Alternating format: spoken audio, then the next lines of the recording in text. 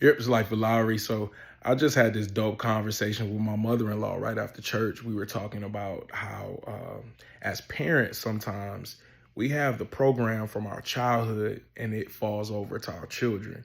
So sometimes you're trying to save your child from something that happened in your childhood that they're not even dealing with, right?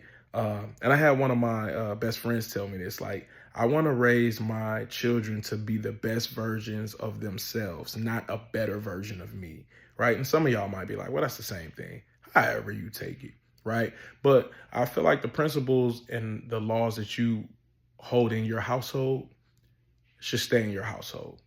I'm not for giving opinions on how I'm raising my child, right? Um, because I'm not concerned with whether you agree with it or not. I'm concerned with, does it work for my children?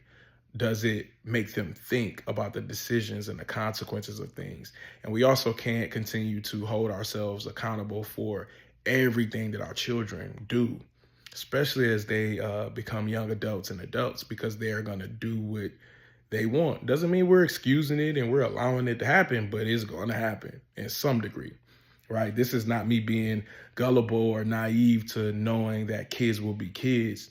But I think a lot of times adults, parents, teachers feel like, uh, because I said this and I'm an adult, you're going to listen because you're a child. And if we would kind of remove that ideology and say that, if I give you this information, you are going to do something with it, that's a different type of perspective. Another thing that me and my mom were talking about, um, and my brother has always said this, he's the younger brother, but when we become adults, we forget that we was kids.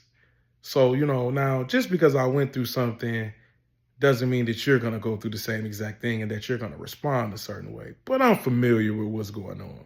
So the kids have a responsibility as well too. But adults, you have to realize kids will be kids, right? Because you were a kid and you did kid things, right? Again, it doesn't excuse it. But good conversation. Shout out to moms.